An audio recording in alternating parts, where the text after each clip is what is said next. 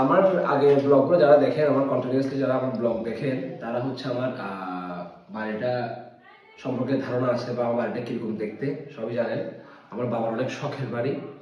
তবুও আমি আজকে আমার এই ভিডিওর মাধ্যমে হালকা করে একটু দেখাবো আমার বাড়িটা। আমার বাড়ি বলগুলো বিষয়টা হচ্ছে আমার বাবার বাড়ি। এটা হচ্ছে আপনাদের ক্যারিনাথ ব্লগসের রুম। এই যে এটা হচ্ছে আমার রুম। তারপর এটা হচ্ছে আমার ভাইয়ের রুম, আমার ভাই ছোটটা, আমরা দুই ভাই। এটা হচ্ছে আমার ভাইয়ের রুম। এখানে আসলে থাকা হয় না, আসা হয় না, তো ওই জন্য এভাবে আমরা গোছগাছ করে রেখেছি আর কি। এটা হচ্ছে আমাদের ডাইনিং রুম। একটু দেখা ঘুরে লেভেলটা। হ্যাঁ, এটা হচ্ছে ড্রয়িং রুম। এগুলো একটু আপনারা ইগনোর করবেন, কারণ হচ্ছে আসি না, সেজন্য মা হচ্ছে বিভিন্ন কাপড় চোপড় দিয়ে ঢাকা রাখছে যেন ময়লা না হয়। এই যে উপরটা দেখাইছোস। হ্যাঁ, আর এটা হচ্ছে আমার প্যারেন্টস রুম, আমার বাবার রুম। এই যে এইটা দেখা, এটা হচ্ছে ব্যালকনি।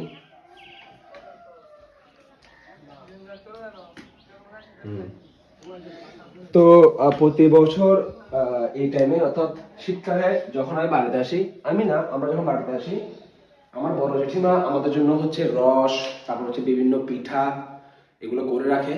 কারণ আমরা শহরের মধ্যে হচ্ছে রস পাই, কিন্তু তেমন ভালো না। আর আমাদের সীতাকুণ্ড এরিয়াতে, আমরা যারা হচ্ছে চিটাং বাসিন্দা আছেন তারা জেনে থাকবেন, আমাদের সীতাকুণ্ড এরিয়াতে হচ্ছে একদম অরিজিনাল রস পাওয়া যায়। আমাদের এখানে রসের পাওয়ার পরিমাণটা বেশি, কারণ আমাদের এখানে অনেক গাছ, অনেক হচ্ছে খেজুর গাছ। তো প্রায় শীত চলে যাওয়ার মুখোমুখি, কিন্তু আমরা এখনো রস খেতে পারিনি। বাড়িতে আসছি, রস তো মাছ খাবো। আমার জেঠিমা, বড় জেঠিমা আমার জন্য রেখে দিয়েছে। আমার মাও আসছে, আমার মা রান্না করে কাজ করছে। তো কি পিঠা বানাচ্ছে বা কিভাবে বানাচ্ছে আর রসটা খেতে কেমন সব দেখাবো। চলেন ওদিকে যাই, চলো।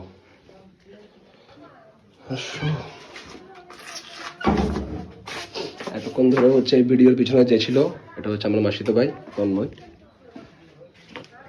এটা হচ্ছে আমাদের বাড়ির আউটসাইড, আর এটা হচ্ছে আমাদের বাড়ির আউটলুকিং।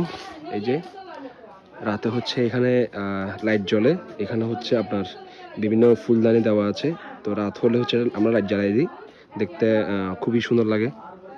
এই যে, আর এটা হচ্ছে আমাদের পুকুর। আর এখানে এখন তো ধানের সিজন, তো সবাই ধান নিচ্ছে।